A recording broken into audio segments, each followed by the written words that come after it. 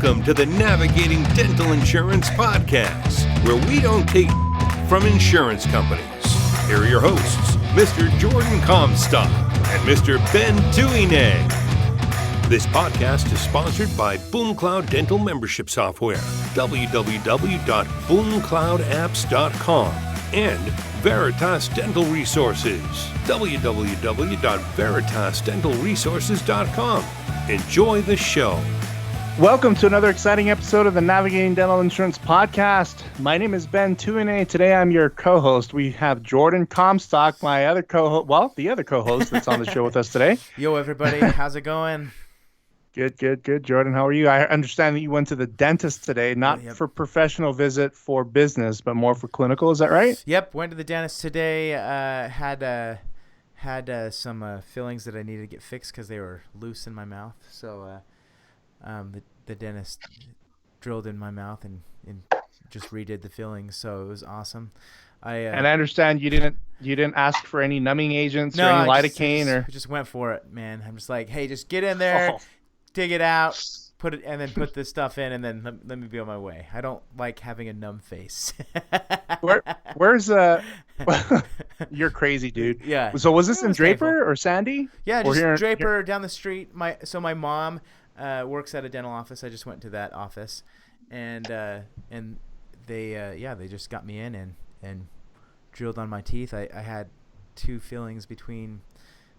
Some contacts in the back of some of my posteriors, so they opened me up and drilled away.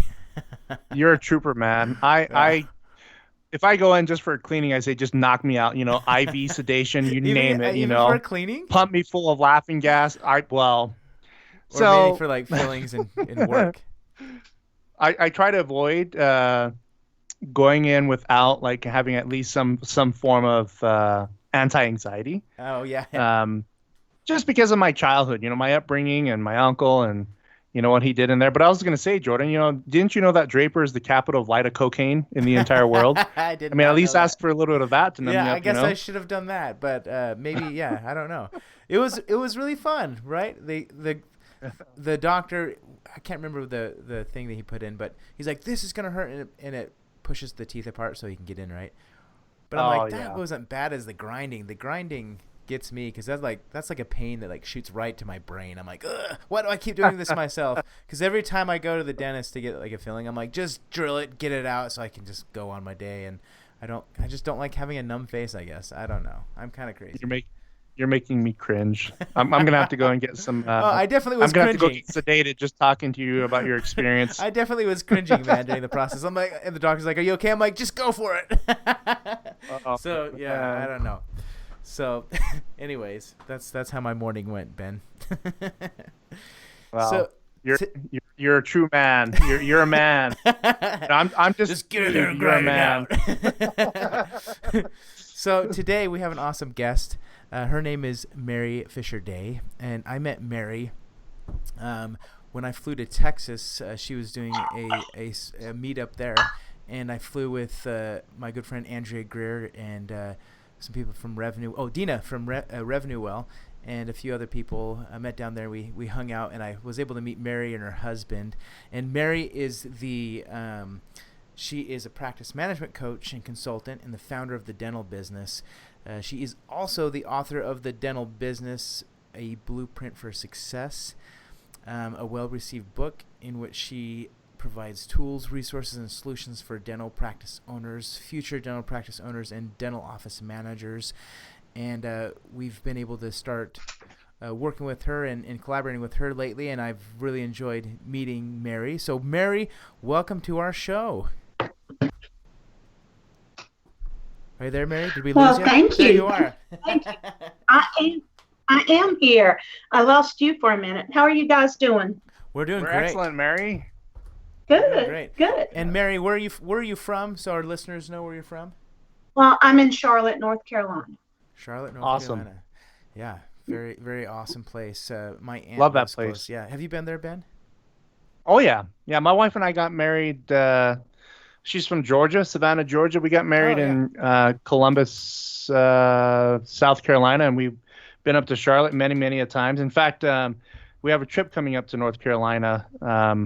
There's a resort on the coast that we're going to go to around, I think, February, March next year. So Nice. one of our favorite spots there, Charlotte. Yeah. Really nice place. Oh, I totally forgot to mention, Ben.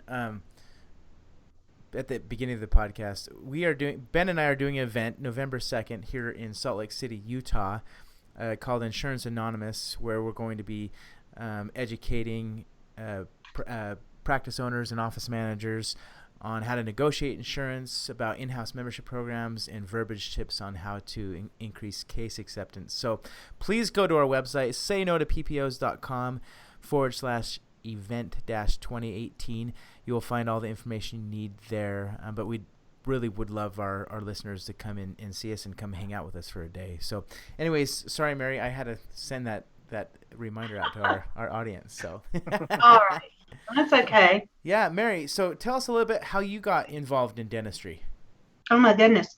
I've been in dentistry the majority of my life. I've been in it for over 35 years. And long story short, my dad's best friend was a dentist when I was growing up, and I babysat for them, and we went to church together, and we were friends, and I became interested in what he was doing. And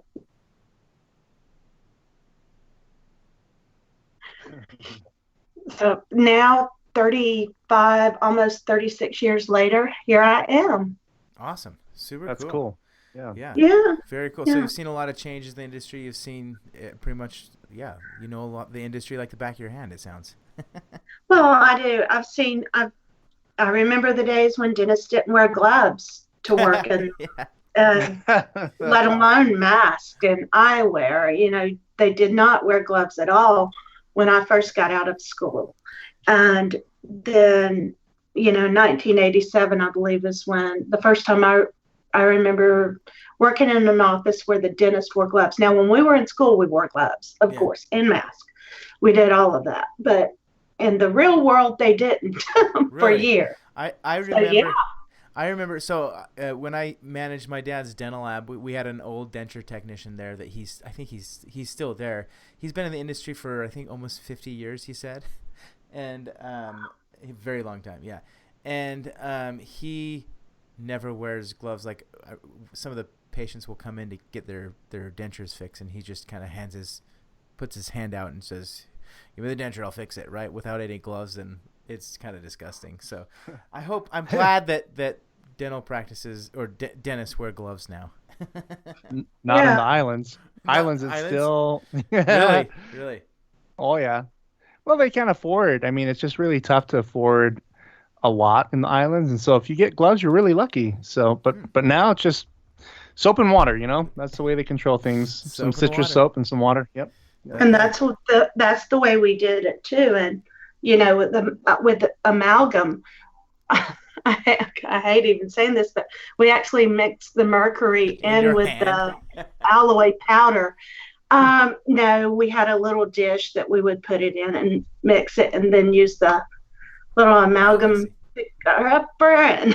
But yeah, I remember seeing mercury roll all over the counters. So it's funny. The 30-year-old dentistry in the U.S. is still being performed in the islands. Are you serious, Ben?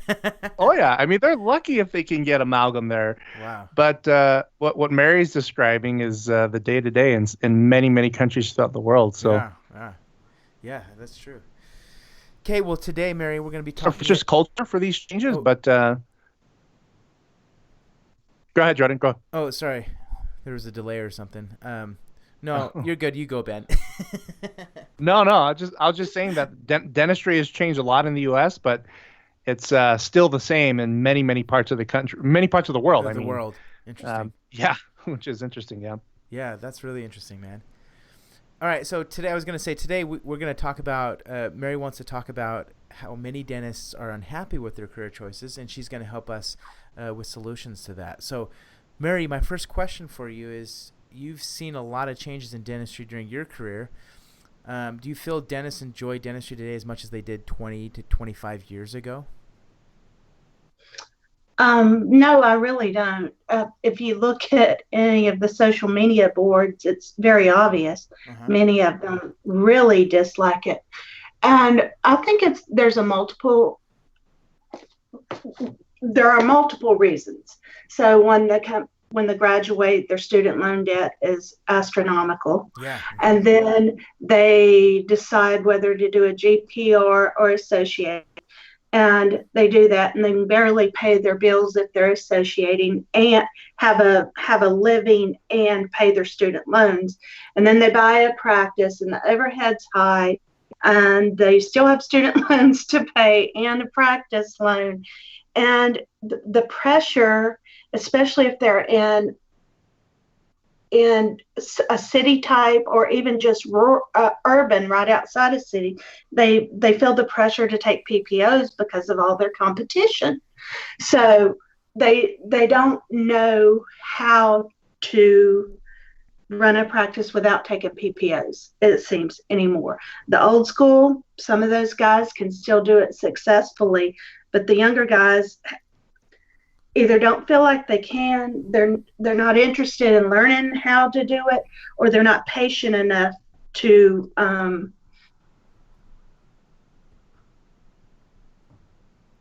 that's the practices I remember back in all those years ago, where doctors really were more happy practicing dentistry. They didn't have to feel like they were on roller skates, so they could hit production numbers for the day.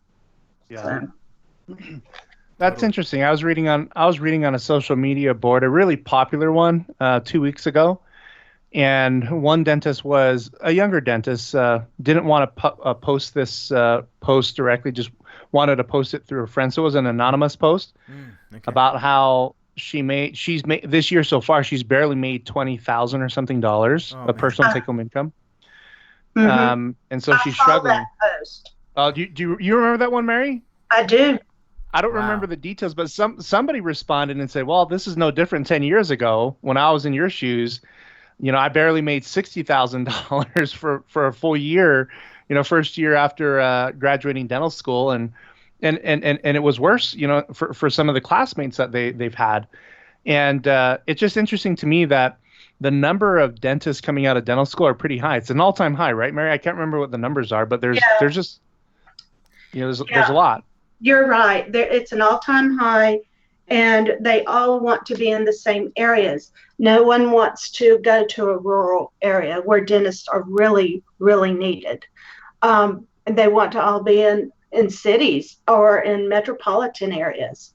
And it's so that they're creating their own competition that way. Yeah, totally. And in addition, like I've said so many times, you have the opportunity for student loan forgiveness in certain rural areas. So actually, most states have a program for that. So but they want to be where they want to be. So they're creating their own competition that way, and then they're miserable, and they spend their time at night at home instead of enjoying the lives with their families like dentists did 30 years ago, or even 20 years ago before PPOs became so large. Yeah. They were able to spend time with their families. Now these folks are on social media asking their buddies how to survive dentistry. Yeah.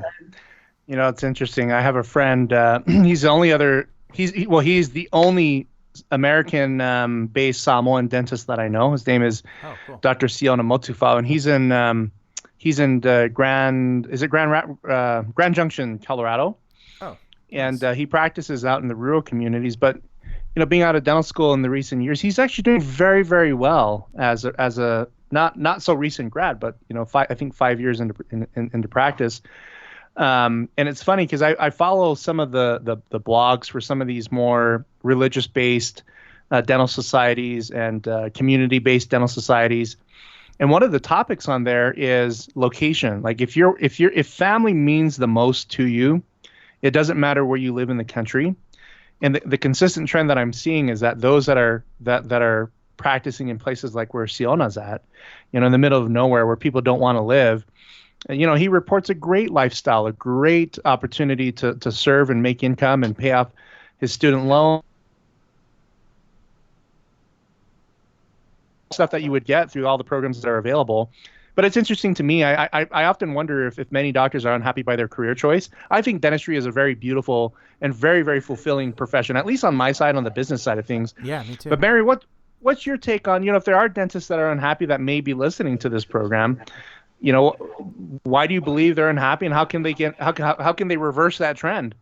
I believe they're unhappy because there's so much there's red tape with everything that comes with dentistry now, and then being forced or feeling forced to take PPOs, and they're take a 30-40% cut on what their fee is.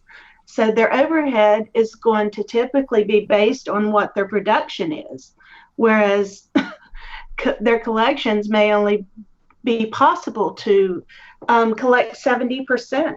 So I really think they're just aggravated at that. And that I do know too, there is one more portion that I think is contributing at large right now, is the issues with employees. That's become quite a headache for employers too. This mobile society we live in, people don't necessarily live where they start out their entire lives. So they may work here a couple years, work somewhere else a couple years, and so there's not as much longevity, and they feel like they're reinventing the wheel every time they have to train a new employee, and the employee comes in with ideas they bring from another practice, and there's just too much. It's too much for someone to do that was not taught how to do the business side of dentistry in school. It's too much for them. And it's more now than ever. They can't just hang a shingle and start seeing patients and trade a chicken or some eggs or tomatoes for a filling. They've got, these things are regulated now, and they have to, account for every penny they make and be taxed on it, and every penny they charge. They have to make sure everything is written exactly from the schedule to the patient's chart to the insurance form, and all the way out. It all has to be documented identically to keep them from the potential of lawsuits, and they know that, and they're stressed because of all of those things together. Right. Yeah. No, it could be tough. I just can't imagine. I can't imagine being in that situation. But I do see some that it's a little tough. Well, not a little tough, but it is tough. Period. Yeah. For many. Well, running a business, period, can be a challenge, right, Ben? It is a challenge. Yeah. You can work through it. You can turn it around. I mean, remember, Jordan, when you first started yours? I remember when I first started mine. Oh my goodness! Oh boy, it took years to get out of the rut. It took years to turn a profit. And sometimes, eating ramen noodles was a daily habit. Funny thing is that I still eat ramen noodles. It's like, but you take those experiences and you actually learn from them, and you enjoy those things that you lived on when you were poor and had nothing. But the good news is that there is a better way. It improves. It gets better over time. Absolutely. If you continue to work at it. No matter, you have to do some things right. You have to do hard. You have to work hard. But those that work hard, the universe rewards them somehow, some way. You reap what you sow. So right, you work hard and you get the benefit. So Mary, if a dentist is unhappy with the career, what could they do differently to change their outlook and their mindset of their career? Well, definitely it depends on what the cause of their unhappiness is, but let's assume it's because of PPOs, which that's common. I talk to practice all the time. Huge deal with dentists. So if you're taking too many, you need to look and see which ones you really need to take. How was the decision made to take the ones you're taking? Who made the decision? Did your front desk make it and just say, this is what everyone's taking? How are those decisions being made? And then back out of what you can and slowly build a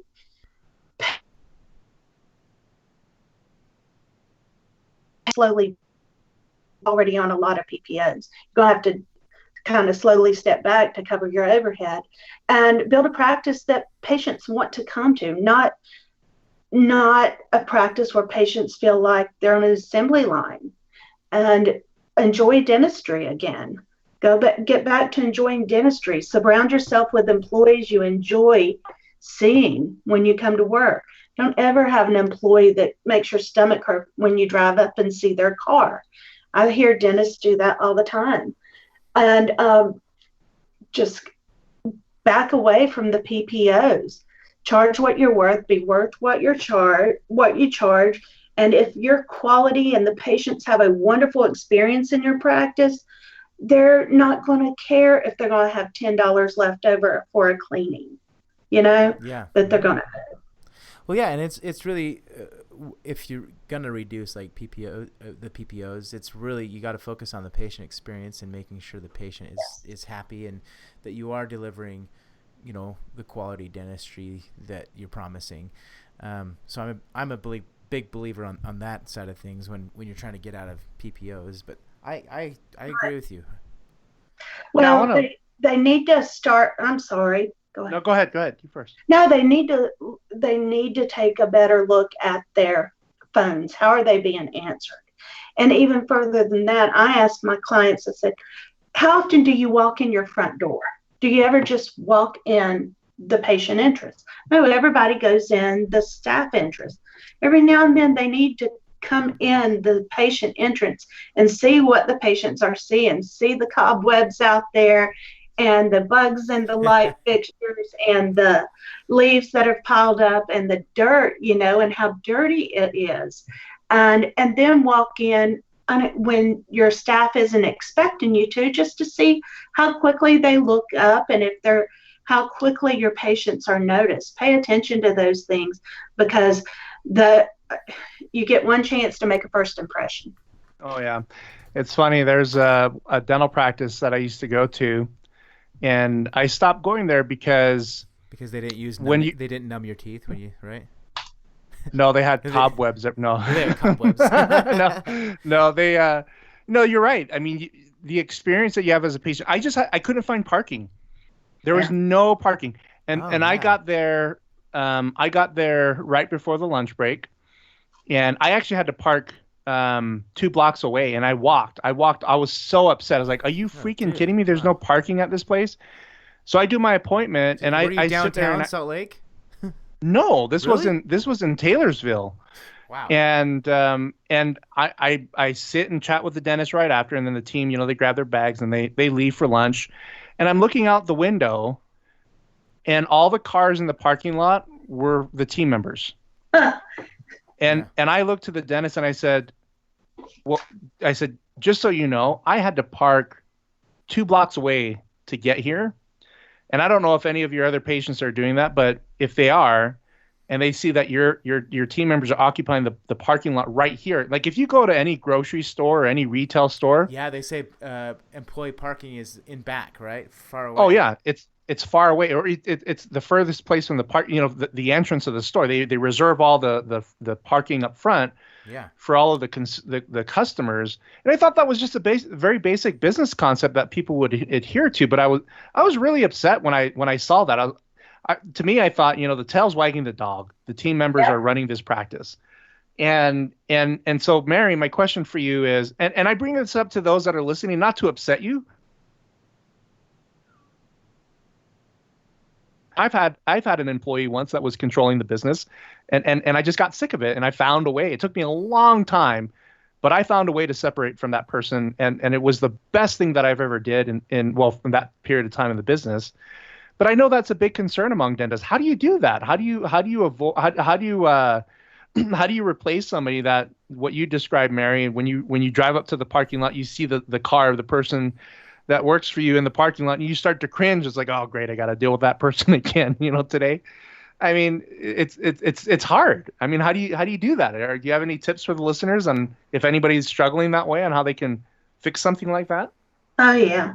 Well, first of all, I want everyone to think about it this way. If your stomach hurts when you drive up and see them, there's something not right between the two of you. So the chances are they're not very happy to work there as well.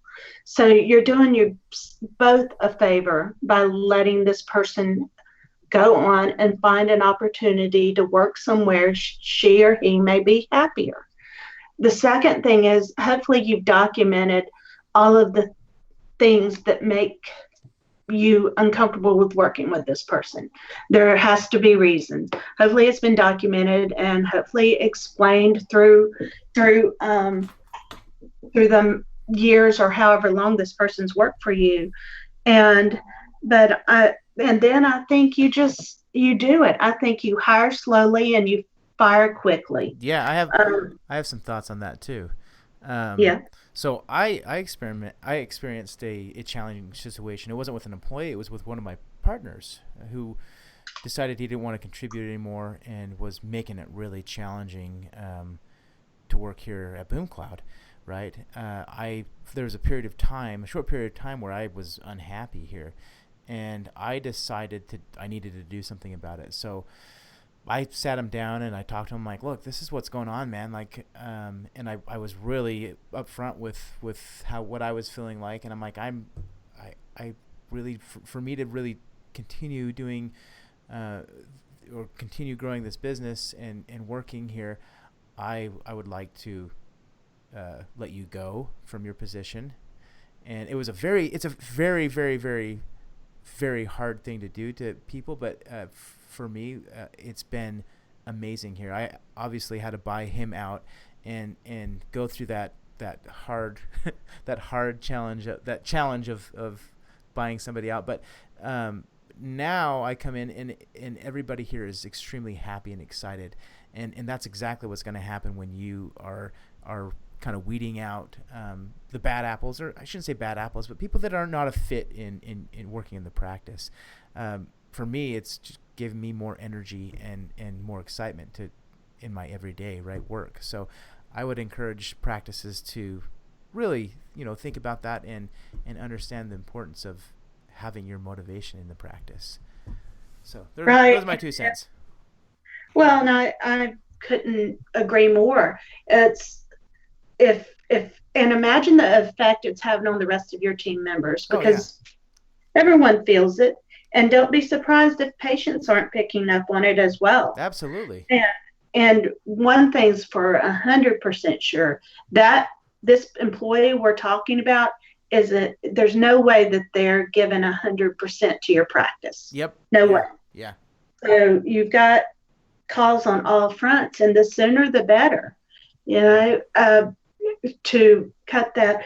I've had so many doctors tell me, oh my gosh, they hated doing it.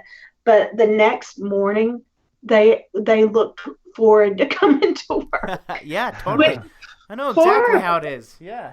But they do. They look forward to it, and they know there's a fresh start, and they know they're going to have people there that they like and enjoy, and they're going to make sure that the next person they hire is going to be more of a fit. And you learn through your mistakes. And one of the things that I think would help doctors be happier as well, going back to this employee thing, is don't assume that your employees know how to do what you want them to do in your practice just because they've worked somewhere else. Yeah. Because they're bringing their bag.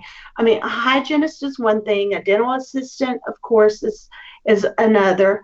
And they're going to know the basics, but they're not going to know how you do things in your office, exactly what your protocols are, what your standard of care is, and especially when it comes to administrative positions. You cannot take for granted that these people have been trained. They only know what they know. You can't take for granted that they've been trained to correctly file insurance, to correctly handle billing and AR and posting checks and balancing the book and making deposits. You can't assume that all of that's correct because they did it for someone else somewhere. So you need to have this is how we do things around here, little manual, and make sure that they're following the protocol for your practice. Mary, what do you think about, so I we do a lot of transitions, a lot of doctors purchasing practices and needing to get credentialed with certain insurance carriers and navigating that process. And I always ask the coordinator, whoever's going to handle their insurance filings. And many doctors say, should I hire somebody without experience and train them the right way and save some money on the cost, or should I hire somebody that has experience, pay a little bit more and invest a little bit more? What is your thought on how to answer that question for a lot of doctors? Because I know a lot of doctors have that in mind. Should I save some money with somebody that's not trained and train them? Or should I invest a little bit more with somebody who might have more experience, especially on the insurance stuff? Yeah, that one's tough. I'm an advocate for having someone who knows what they're doing, and if the doctor is the one training the employee on how to file it. Is that what you're saying? The doctor, is that a good use of the doctor's time? And I believe you need someone who's familiar with it, with filing insurance. It's too complicated, especially with the amount of attention that has to be paid to details these days with insurance. You've got to dot your I's and cross your T's and make sure that what's in that patient's chart is also on that insurance form. Nobody wants to be the next Dr. Roy Shelburne, right? Yeah, he's been on our show. He's told us his story. I just adore him. Yeah, he's so great. And he's been through so much. But you know what your staff does, and when they send that insurance claim out with your stamped signature or whatever, when it's coming from your office, it's coming from you. So you're the one that's ultimately responsible for everything they do. I just think that too little attention is paid to training administrative staff, especially. They're more likely to pay for their assistant CE and their hygienist CE because dentists are clinically minded. They're not as likely to think about making sure that their admin, their office managers, insurance coordinator, financial coordinator, scheduling coordinator, whatever name they're giving their folks, are trained to do their job.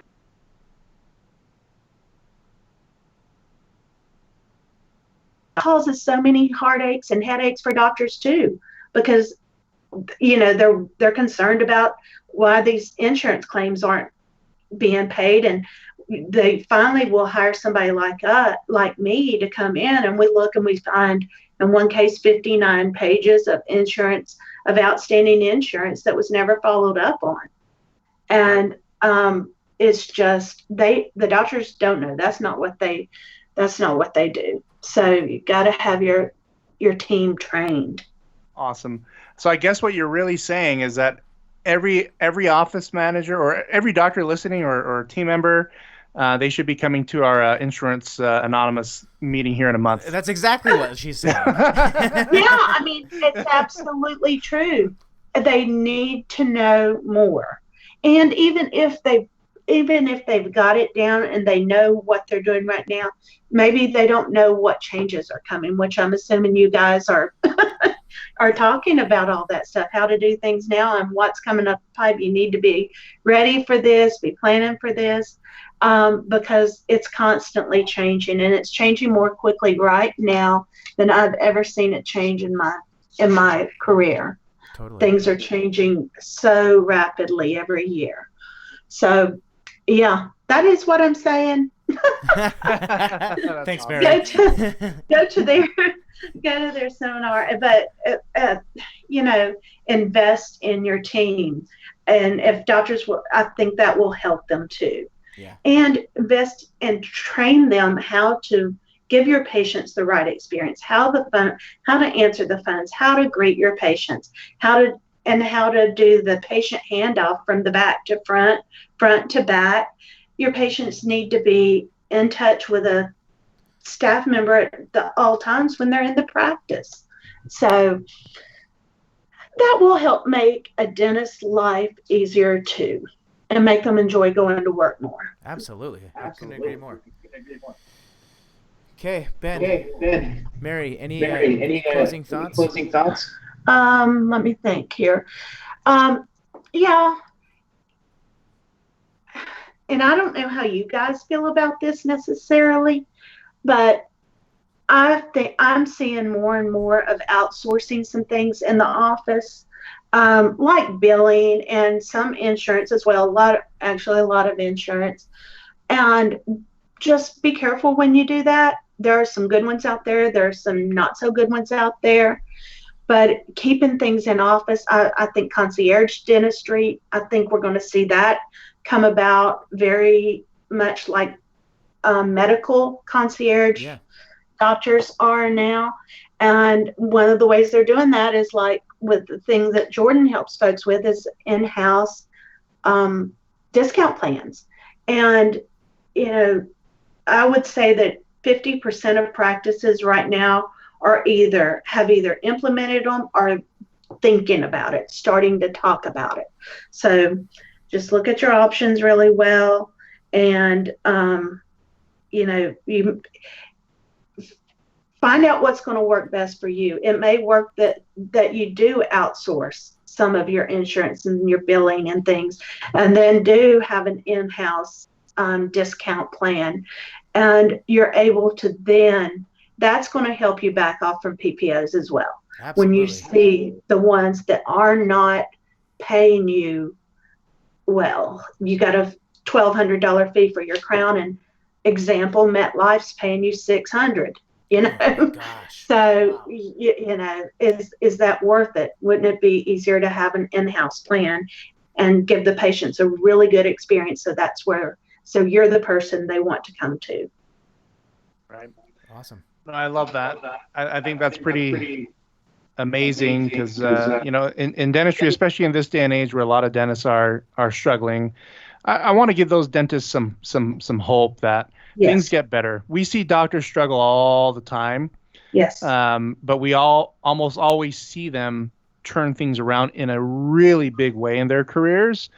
And so there's always light at the end of the tunnel for everybody that's out there. And there's people like Mary that are professional experts when it comes to, all things management within the practice, that we encourage you to reach out to her. So, Mary, if people have questions about anything that you shared, particularly about the one where, there's issues in the practice that need to be resolved, are you willing to field questions from any of the listeners?